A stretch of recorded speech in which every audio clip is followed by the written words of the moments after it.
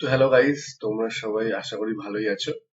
তো আজকে আমরা শিখবো আমরা কিভাবে VLOOKUP ফাংশনটাকে ইউজ করি। তো ফার্স্ট অফ অল ভি মানে ভার্টিক্যাল। তো যখনই আমরা VLOOKUPটাকে ইউজ করবো আমাদের অবশ্যই মাথায় রাখতে হবে যে আমরা ভার্টিক্যাল টেবিলে সেটাকে ইউজ করি। মানে টেবিলের যে ভ্যালু গুলো থাকবে সেগুলো যেন ভার্টিক্যালি থাকে। যদি সেগুলো হরাইজন্টালি থাকে তখন আমরা HLOOKUP ইউজ করবো। এবার HLOOKUP এর ফর্মুলাটা আমরা অবশ্যই অন্য কোনো দিন দেখবো। আজকে আপাতত আমি তোমাদেরকে VLOOKUP সম্বন্ধে দেখাবো। তো চলো, শীটের কোনো আমি নাম দিয়ে দিচ্ছি। এ চলো VLOOKUP।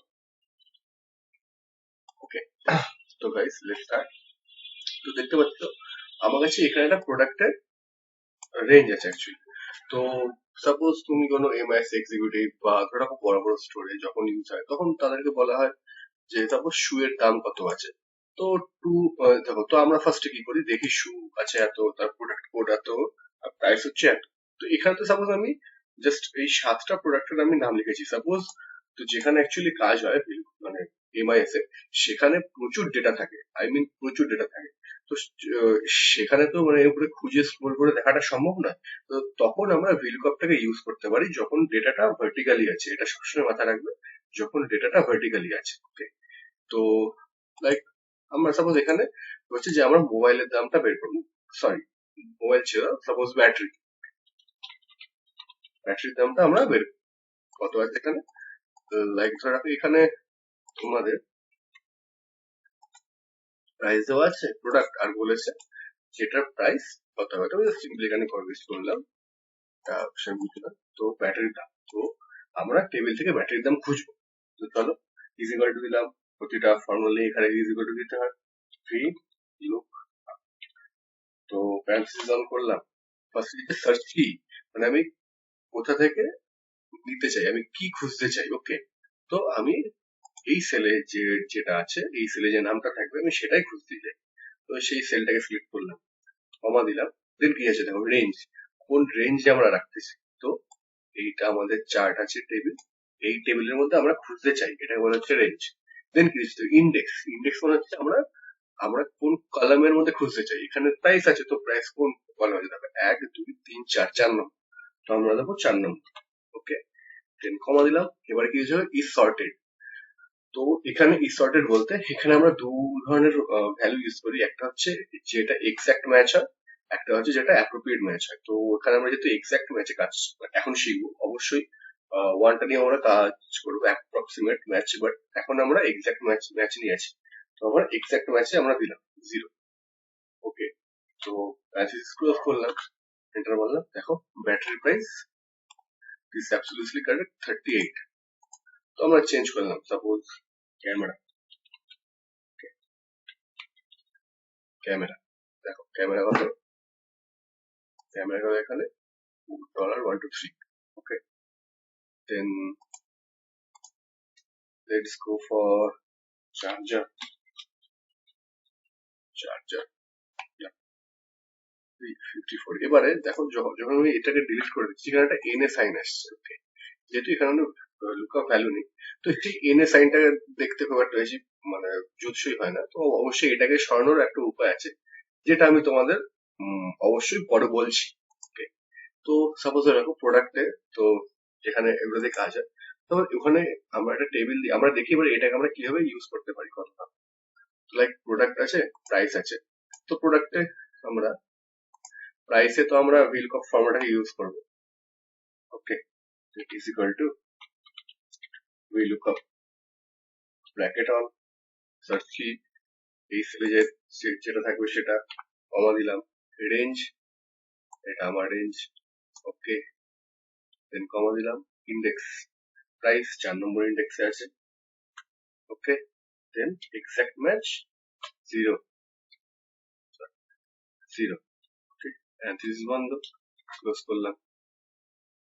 এবারে কত কোয়ান্টিটি সেটা আমাদের দিতে হবে। আর টোটাল, টোটাল আমরা কিভাবে করবো, ভীষণ simple. Price is equal two দিলাম প্রাইস। ওকে, প্রাইস থাকবে এই সেলটায়, ঠিক আছে, ইনটু, সরি, ইনটু আমরা কত কোয়ান্টিটি নেবো। সুতরাং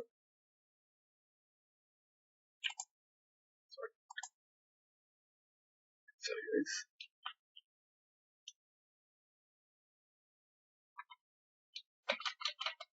দিলাম is equal to k, তো প্রাইস থাকবে ইন্টু কোয়ান্টিটি থাকবে, হয়ে গেল আমাদের টোটাল। এন্টার মারলাম। তো এটা আমরা কি করব, প্রোডাক্টে ক্যামেরা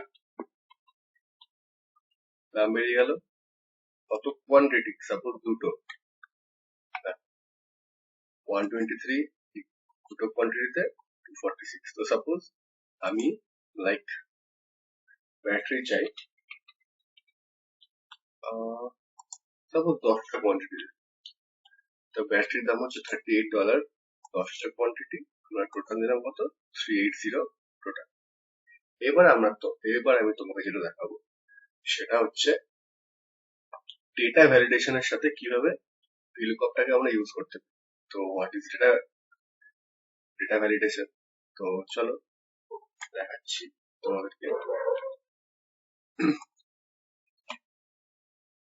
এবারে ব্যাপারটা হচ্ছে আমি যতবারই আমরা এখানে ফর্মুলাকে পেস্ট করি, VLOOKUP কে সার্চ কি, এটা রেঞ্জ সেম, এটা দেন ইন্ডেক্স হচ্ছে প্রাইসের 4, ওকে, দেন আমাদের 0 ফর এক্সাক্ট ম্যাচ, প্রাইসে দিলাম, then quantity total, same total price to quantity, price to quantity,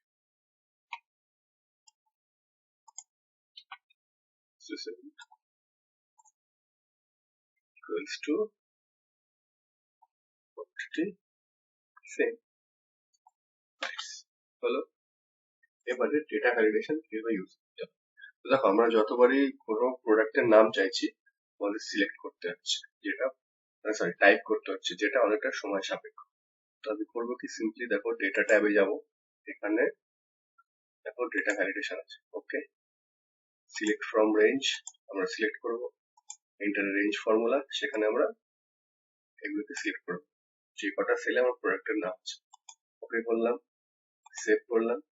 দেখো এখানে একটা ড্রপ ডাউন এসছে, ড্রপ ডাউনে দেখো সব নামগুলো রয়েছে।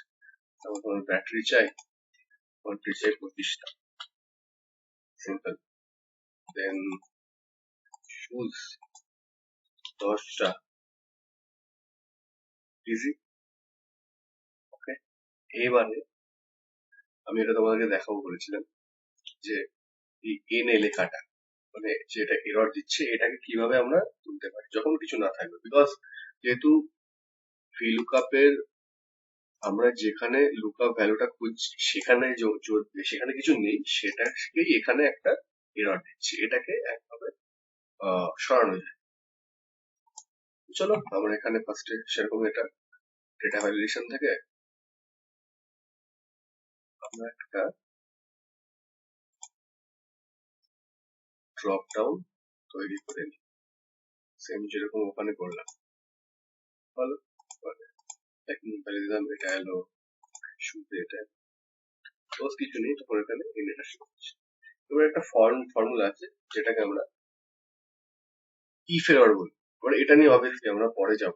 ইফ এরর এইসব এরর যাতে না শো করে সেগুলোর জন্য মেইনলি ইউজ করা হয়।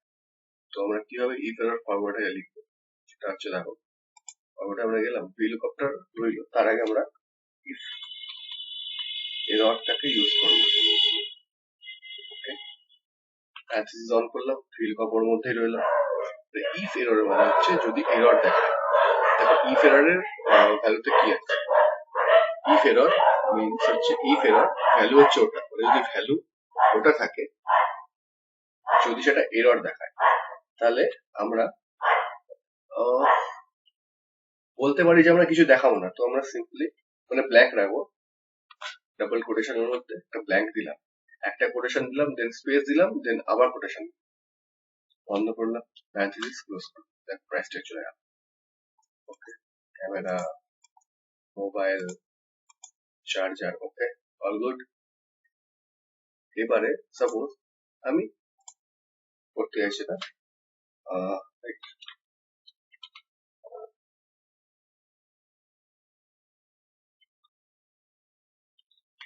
এমটি চাইছে, যাই দেবো সেটাই সত্য। সাপোজ এখানে কিছু লেখা নেই, ওটা এমটি করবো। মোবাইল, ঠিক আছে, সিম্পল। এটাই হচ্ছে VLOOKUP। VLOOKUP কে আমরা অবশ্যই অনেক যেরকম আমরা ইফ এররের সাথে এটাকে ইউজ করলাম দেখলে, সেরকমই আরো অনেক। তারপরে আমরা এর আগের ভিডিওতে আই থিঙ্ক ইনপুট ফিড আমি যে ভিডিওটা করেছিলাম ওখানে আমি VLOOKUP ইউজ করা আরেকভাবে শিখিয়েছিলাম। তোমরা অনেকভাবে সব ফর্মুলাকে ইউজ করতে পারি। তো এটা হচ্ছে একটা ওয়ে। অবভিয়াসলি আমরা যখন আরো ডিপে যাবো, অনেক বেশি কমপ্লিকেটেড ফর্মুলায় যাব, তখন আমরা এরকম অনেক কিছুই ইউজ করবো, ঠিক আছে। তো গাইজ এটাই হলো VLOOKUP, খুবই সিম্পল ওয়েতে। তো দেখো, দেখে বলো কিরকম লাগলো। যদি ওটা বুঝতে কোনো অসুবিধা হয় তাহলে অবশ্যই আমাকে জানাও, আমি অবভিয়াসলি তোমাদেরকে হেল্প করবো। তো গাইজ আজকের জন্য এটাই থাক, এতটাই থাক। তো যদি তোমাদের ভিডিওটা ভালো লেগে থাকে তো প্লিজ লাইক, শেয়ার, সাবস্ক্রাইব করো। আর অবশ্যই শেয়ার করো তোমাদের মধ্যে যারা জানতে চায়। এখন তো অফিস সেক্টরে প্রচুর এসব চাইছে। যদি জানতে চায়, আমি একদম সিম্পল, আসলে অনেক কমপ্লিকেটেড স্প্রেডশিটের ফর্মুলা আরো অনেক কিছু আছে যেগুলো বাংলায় খুব কম হয়। তো আমি বললাম কেন না একটা বাংলায় চ্যানেল বানানো যায়, যেখানে আমাদের বুঝতে খুব ইজি লাগে, অনেক অনেক সুবিধা হয়। ওর জন্য আমার চ্যানেলটা বানানো। তো যদি ভালো লাগে থাকে প্লিজ সাবস্ক্রাইব করো। ঠিক আছে guys, thank you, have a great night, good bye.